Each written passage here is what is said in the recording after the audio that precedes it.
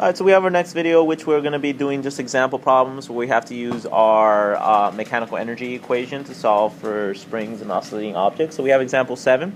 We have the figure below. They tell us the mass, they tell us the K, they tell us that it's a frictionless table, so we don't have to worry about non-conservative forces. They tell us the spring is stretched initially to a length of 4.5 centimeters, but we got to convert that to meters, and it is released from rest.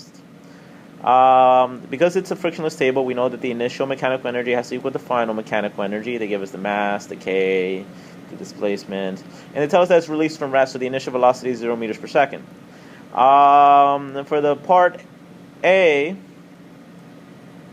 they want us to know the final velocity when it has only been stretched a total length of 0.225 meters. So we're going to start off with our mechanical energy, conservation of mechanical energy theorem. And that tells us that our total kinetic energy initial plus our total momentum potential energy initial is equal to our total kinetic energy final plus our total potential energy final. So if we break it down, we have two types of kinetic energy. We have angular and linear. We have two types of potential energy, gravity and spring. Now this looks really, really complicated, but then we can start canceling out things because this is moving in the x-axis.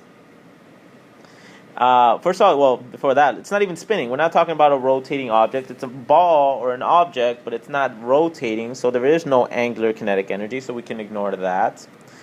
Because the potential energy isn't canceling, when we take the initial potential energy and we subtract the final potential energy from it, or vice versa, they're going to cancel out, so we don't have to worry about that because that's not changing.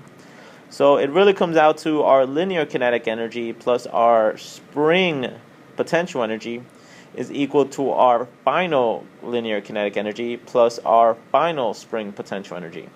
So this looks like a much cleaner equation. We plug in our mass and even better, our initial velocity. We said it's being released from rest when it's at that 0.2 meters. Also, we can remember we changed it to so that the 2 kilograms, 0.2 kilograms, is initially at rest. So it's a kinetic energy initial, linear kinetic energy initial is 0. And its initial potential energy of the spring is equal to 1/2 K its x, which they told us was 0.045 meters. Remember, we changed that from centimeters. We clean it up and we solve for VF, and we find out that the final velocity should be 2.03. So when it's at an unstretched length of 0.0225 meters, its velocity is 2.03 meters per second.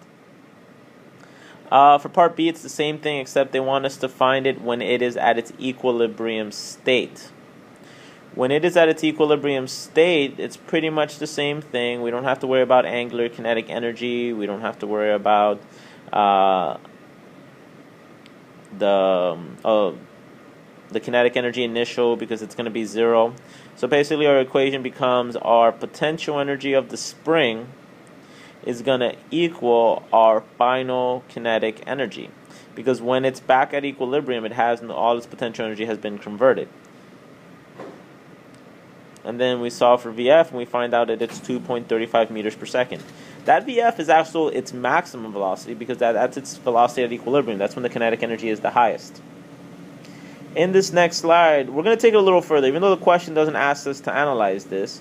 If we go through the whole thing we went through again, we found out that the velocity when the object is in equilibrium, meaning back at the displacement is 0, we find out that the final max velocity is 2.35 meters per second. So we can also find out a lot of other stuff. If we use the velocity final max and we plug it into this, and we know that the maximum displacement is 0.0225, and we also know that the equation that says velocity max is equal to the amplitude times the angular frequency.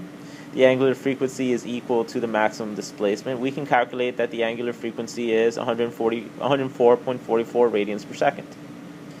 We could have also been able to find the angular frequency by using 2 pi over t, but we don't know what t is. But now that we know the angular frequency, we can find out what t is by taking 2 pi dividing by the angular frequency. So the period ends up being 0.06 seconds. And since frequency and period are reciprocals of each other, or we could have used the fact that the angular frequency divided by 2 pi is equal to the frequency, We found out that the frequency is 16.62 hertz, meaning the pattern repeats 16.62 times every second. We can find the A max using our max acceleration equation. We could find the maximum force that the spring is going to be exerted by multiplying K times the maximum displacement that the spring is going to reach. We could also, since there's no friction, there's only one force acting on it on the x-axis, which is the spring. So we could even use that actually to find what the mass of the spring even is. It's 0.05 kilograms. We could have also found the mass of the spring using that angular frequency equals the square root of k over m equation, kind of rearranging it, and solve that the mass is indeed 0.5 by that equation, 0.05. We could have also used the T for spring is equal to 2 pi square root of m over k, and found out that the period, and using the mass, we could find out that the period is still 0.06. So there's different ways to use these formulas, and we end up kind of circling around. But if you can't solve for what you're looking for, solve for everything else.